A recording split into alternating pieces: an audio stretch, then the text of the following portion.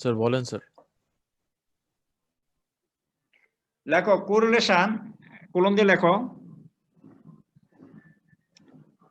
Correlation, interrelationship between two variables.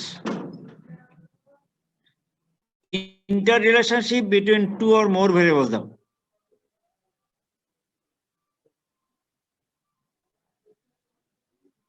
Interrelationship অন্তর্নিহিত সম্পর্ক।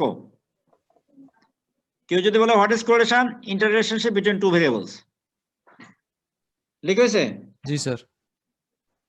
Interrelationship between two variables. ঠিক আছে?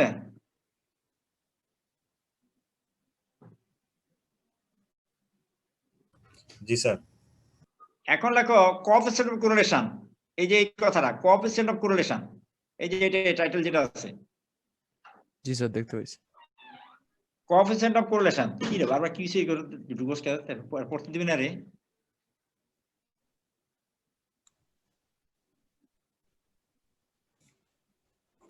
স্যার লিখছি স্যার। স্যার বলেন sir.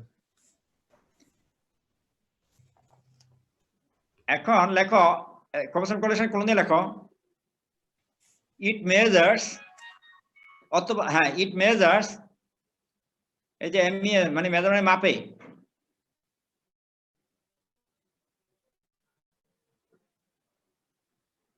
it measures the strength of, it measures the strength লেখো, it measures the strength of a linear বাদ দাও, strength of relationship between two numerical variables.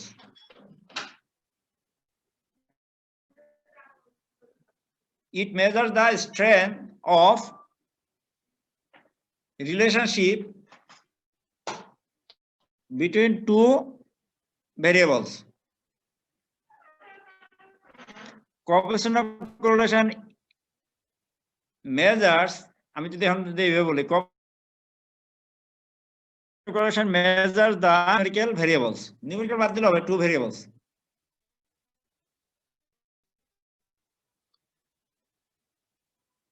তাহলে একটা হলো সম্পর্ক, সেটা হলো কোরিলেশন। দুইটা ভেরিয়েবলের সম্পর্ককে বলবো আমরা কি কোরিলেশন, আর সম্পর্কের মাত্রাটাকে বলবো আমরা কোএফিসিয়েন্ট অফ কোরিলেশন। কে এই ফর্মুলাটা আবিষ্কার করছে? Curl Pearson. কে করছে? বিখ্যাত গণিতবিদ কার্ল পিয়ারসন। তাহলে হয়ে গেল কোএফিসিয়েন্ট অফ কোরিলেশন। বুঝছো না বুঝো নাই? হ্যালো, বুঝতে পারছি স্যার। আরে একটা হলো সম্পর্ক, সম্পর্ক থাকে। আরেকটা জি স্যার। স্যার একটা एग्जांपल দিলে স্যার বুঝতে ভালো হতো স্যার। আরেকটা হলো সম্পর্কের মাত্রা নির্ণয় করে। জি স্যার। বাংলা লেখ, একটা হলো সম্পর্ক, অন্তর্নিহিত সম্পর্ক দুইটা ভেরিয়েবলের মধ্যে, আর বাংলা লেখো অন্তর্নিহিত সম্পর্কের মাত্রা নির্ধারণ করে। সম্পর্ক স্যার কতটুকু গভীর স্যার? গভীর, পজিটিভ, রিলেটিভ, নেগেটিভ, পারফেক্ট।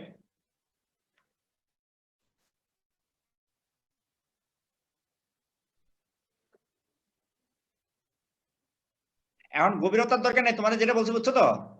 তাহলে কোরিলেশন এটা হলো ইন্টাররিলেশনশিপ বিটুইন টু ভেরিয়েবলস, আর coefficient of correlation it measures the strength of the relationship between two variables. Okay? Yes sir. একে আর দ্বারা, রিলেশনশিপের আর দ্বারা ডিপেন্ড করে। আর আর এই যে টার্ম আর, রিলেশনশিপের আর।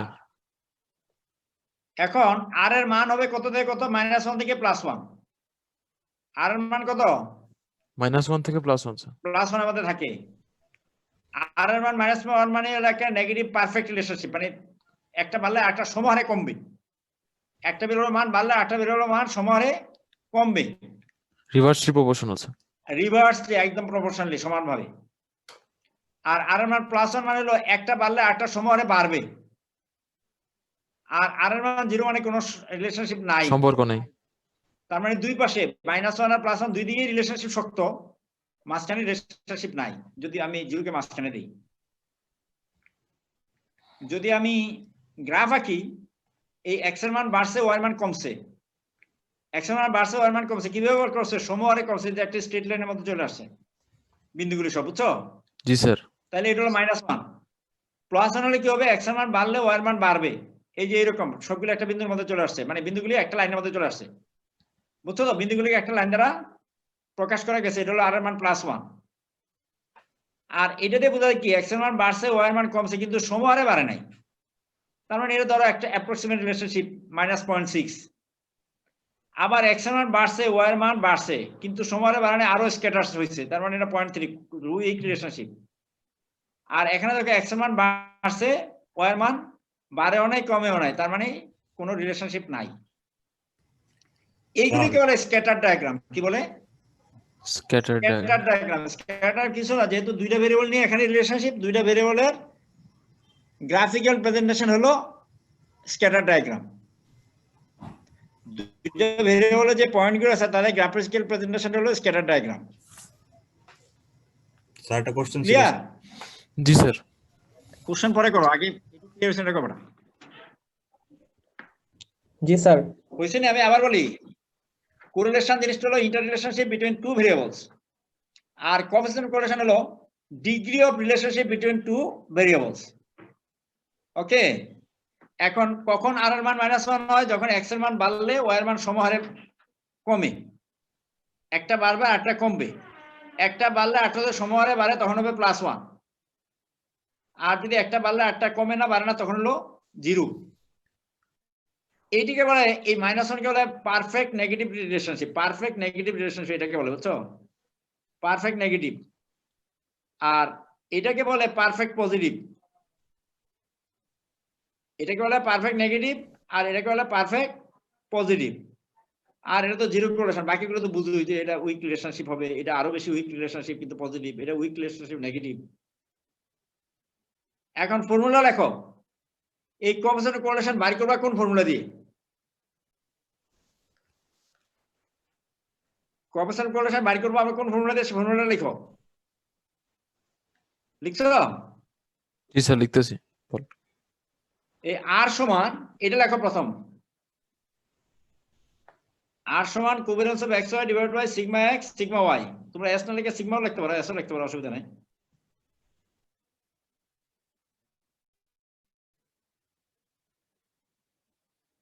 সেটা কি স্ট্যান্ডার্ড ডেভিয়েশন বুঝছো? স্যার? হ্যাঁ, স্ট্যান্ডার্ড ডেভিয়েশন। হুম। এটা তো দেখে লিখছো তাই না? জি স্যার। পরের লাইনে সমান সমান দাও, উপরে লিখবা নিচে লিখবা, সুতরাং এটা একটু বেশি জায়গা রাখো। সমান সমান দিয়ে উপরে এটা লেখো, এই যে এইটুকু লেখো, এই যে এই summation of X I minus x bar Y minus Y bar, এইটুকু।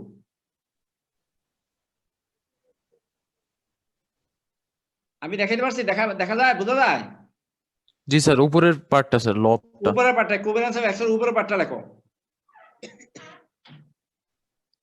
এন মাইনাস 1 লেখা লাগবে না।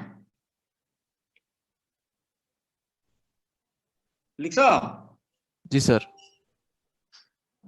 এরপরে এই যে তোমার যে ডিভিশন সাইন যেটা লম্বা কেটে দিয়েছে, নিচে লেখো। নিচে প্রথম একটা রুট দিয়ে লেখো, এটার উপরের অংশটা root over summation of x minus x bar whole square. N minus 1 দিয়ে ভাগ করে, এটা লাগবে না। স্যার ওটা কি নিচের পার্টে লিখবো? হ্যাঁ, নিচে। আচ্ছা আচ্ছা। এই যে কোভ্যালেন্স অফ এক্স এর উপরে লেখলা, এটা কোভ্যালেন্স, জি, স্যার। আর এই দুটো এখন লিখতেছে কি সিগমা সিগমা, এন মাইনাস 1 বাদ দিয়ে লিখবা। জি স্যার, বুঝতে পারছি। এই যে এস এক্স এক্স ওয়াই লেখো, শুধু এন মাইনাস 1 বাদ দিবা।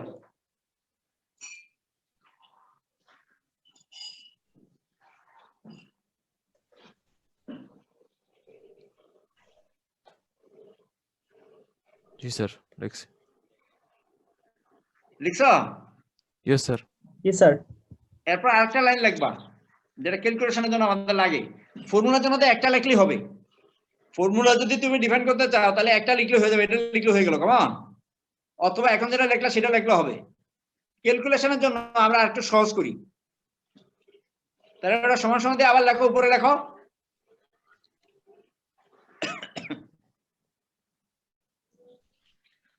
উপরে লেখো। লিখতেছি স্যার। কি লিখতেছো? টানও দিতে পারো না? দিছি তো স্যার। তো দিয়ে তো বলবা স্যার কি লিখবো।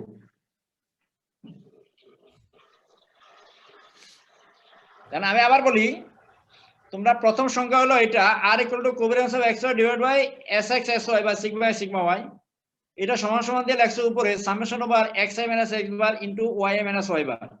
নিচে লেখছো root over summation of X I minus x bar whole square into root over summation over y minus y bar whole square. Am I clear? Yes, sir. Yes, sir. Sir একটা sir ছোট্ট question sir এখানে sir আর এবার তো প্রশ্ন পরে করবে না, আর কি লেকশনে রাখো। স্যার লিখছি বাকি স্যার গুরুগুলি কথা বলে না কেন? স্যার লিখছি স্যার এই সঞ্জিতা জি, লেখছো? স্যার। জি স্যার। আচ্ছা, এরপর সমান সন্ধে আবার লেখো। উপরে কি লিখবা বলতেছি। Summation over xi yi minus n x bar y বার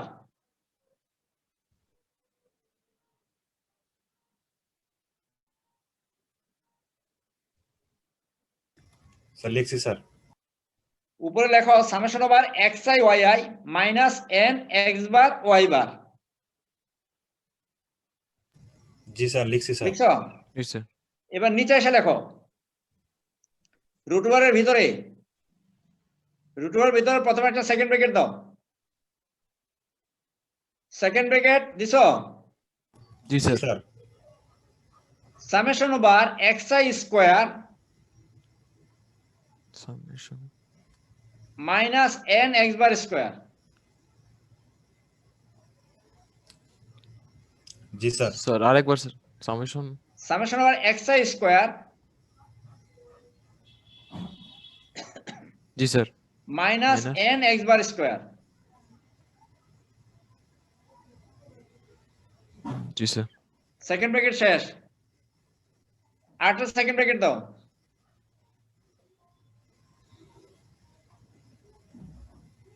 নিচে আরেকটা, ওইটার সাথে আরেকটা সেকেন্ড ব্র্যাকেট দাও, মানে একটা গুণ চিহ্ন আছে তো, ওই যে s ওয়ার টার্মটা আনবো। Summation over y square minus n y bar square.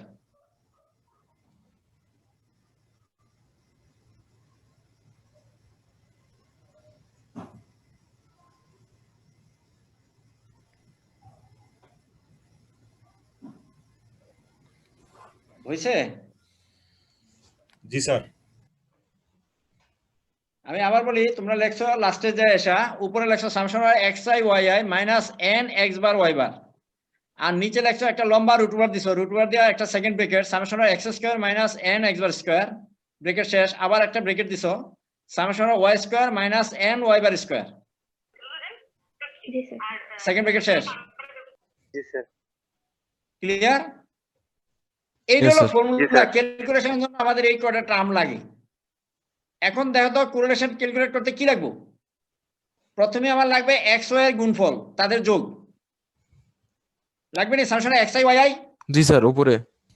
জি স্যার আমি বলি মাত্র 5টা টার্ম লাগে, ওইটা বলতেছি আমি। তাহলে একটা লাগবে আমার সামেশন xi yi, আরেকটা লাগবে আমার x বার বার করতে গেলে আমার লাগবে সামেশন x, Hmm. আবার sir. লাগবে y বার বার করতে লাগে আমার লাগবে সামেশন y, আর নিচে যে ওই যে দুইটা টার্ম আছে সামেশন x স্কয়ার আর সামেশন y স্কয়ার, এই 5টা টার্ম লাগে শুধু বার করা। একটা টেবিল করবা, x এর মান দিবা, xi আর হলো yi লিখবা, তারপরে xy করবা, এই টার্মটা আসলো, তারপরে x স্কয়ার করবা, y স্কয়ার করবা, আর সামেশন x টা করাই লাগে না, ওটা তো ওখান থেকে সাম করে নিয়ে নিলে হবে যে কোনো অঙ্কের জন্য। জি স্যার এবার বলো তুমি কি প্রশ্ন করবা? স্যার এটা অ্যাজিউম মিন দিয়ে স্যার করার কোনো ওয়ে আছে? না না, কোনো এসব মিনের এখানে কারবার নাই। তুমি স্যার শুধু মিন বাইর করবা, x এর যোগ করে n দিয়ে ভাগ করবা, y এর যোগ করে n দিয়ে ভাগ করবা, x আর y বারের মিন পেয়ে গেলা। বেসিক্যালি তোমার 3টা টার্ম লাগে ক্যালকুলেশন করা। xy গুণ করে সামেশন xy এটা লাগবে, কেমন? x কে স্কয়ার করে সামেশন x স্কয়ার, y কে স্কয়ার করে সামেশন y স্কয়ার, এই 3টা টার্ম বেসিক্যালি ক্যালকুলেশন করা লাগে। আর হলো সামেশন x সামেশন y, আর তো কিছু লাগে না। জি স্যার। Very simple mathematics. জি স্যার স্যার আমার কোশ্চেনটা ছিল কি স্যার, ওই স্যার আর কি ওই একটা স্যার বইয়ে পড়তে গিয়ে স্যার ওইখানে স্যার লেখা দেখছিলাম sir S S X Y, তো স্যার সেটা কি স্যার এই যে এখানে স্যার লেখা আছে sir S X S Y, এটাই স্যার? না, এটা উপরে কোভ্যালেন্সের পরিবর্তে লেখে s x y। জি স্যার s ডাবল এস নিয়ে লিখতো। Sir double S X Y. Double S লেখার দরকার নাই, একটা লিখলে হবে। মানে কোভেরিয়েন্ট না স্যার ওই বই লেখা ছিল স্যার, নেটেও স্যার দেখছি এরকম লেখা, বইতেও স্যার এরকম লেখা আর কি। দরকার নাই তোমার, আমি জানি যেটুকু লিখে দিছি এইটা হলো বেসিক ফর্মুলা, তারপর তোমাকে আরেকটা দিছি ফান্ডামেন্টাল ফর্মুলা, তারপর আরেকটা দিছি তোমার ক্যালকুলেশনের ফর্মুলা। ওইটা কি স্যার তাহলে স্যার কোভেরিয়েন্স স্যার, ওই এসএসএক্স হয়,